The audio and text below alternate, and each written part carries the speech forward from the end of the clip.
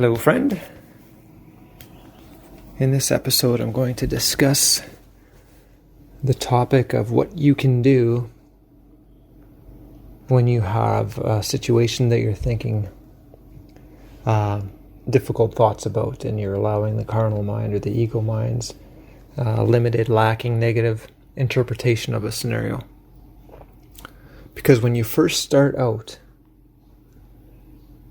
you might find that it's hard to change your mind about that situation. It's hard to bring love to your mind to something that the ego is so strongly encouraging unlovingness. So if something happens and your ego's interpreting it as negative, and you can't reframe that to positive, take your mind to something else that you can perceive as positive. And what that does is it raises your vibration out of that state. Not only do we want to take our mind to a different place for a high vibration of thought, also dismiss any negative interpretation that comes about that. So don't tolerate any unloving negative interpretation of the ego regarding that situation.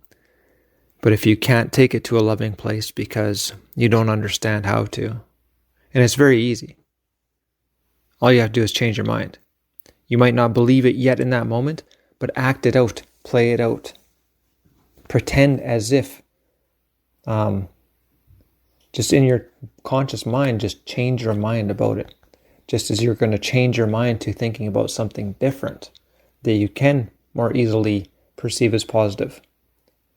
Understand that those other things that you more easily perceive as positive, you only have that ease with those things because you already have practiced believing them. If you practice believing this other thing can be positive sufficiently enough too, you will create that, and then it'll be easier to believe for you too. The other thing, you just have a little bit more validation, so it seems like it's there with ease, but what created its ease is your lack of resistance to it in the first place. And when you have a negative perspective of something in the ego, of a situation, that's the ego's resistance. That's the ego putting on the brake. That's the ego painting it with unlovingness. So again, negate the negative perception of it, because if you sit in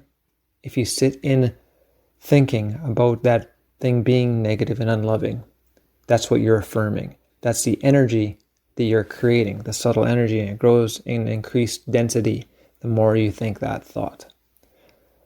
To give the example that commonly comes up is, you can't have a panic attack by having a single anxious thought. A panic attack requires anxious thought after anxious thought after anxious thought after anxious thought. So you can have an unloving thought about something and not create the ugliest experience ever.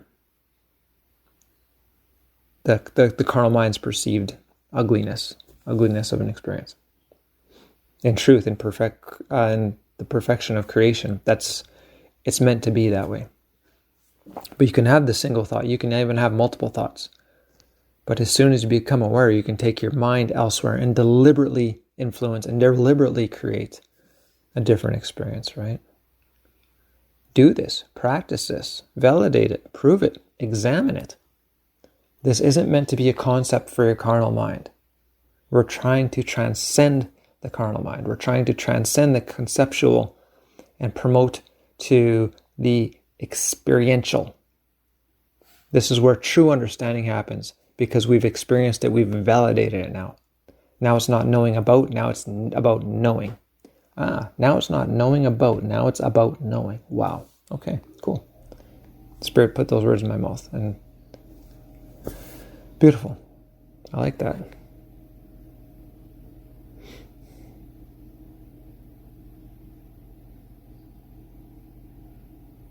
Sort of just sitting with that for a second. That's wonderful. That's a wonderful way to put it. Eloquent. Okay, so there you go, friends. Something to consider. Distract yourself with positivity rather than sitting in resistance if you can't reframe what you're resisting to positive. But understand that just as you change your mind to something else that's positive from what you're resisting, that is you applying your ability to change your mind. So you can also change your mind of the unloving perspective to that of loving, to that of all is good, all is well, creation is perfect. Spirit's interpretation of this is love. I can be love. I can be grateful. I don't have to sit in the misperception, in the illusion of the ego, and suffer by its interpretation. All right. Have a blessed day, my friend. We'll talk soon. If you found this episode helpful, please consider sharing it with those who may be ready for its message or in need of a spiritual perspective. If you're interested in personal guidance, either online or via email, in order to better align your practice and experience, helping you to grow deeper spiritually, psychically, as a conscious creator and manifester, affecting all areas of your life, including health, relationships, and abundance, you may contact me at aswithinsoul@gmail.com.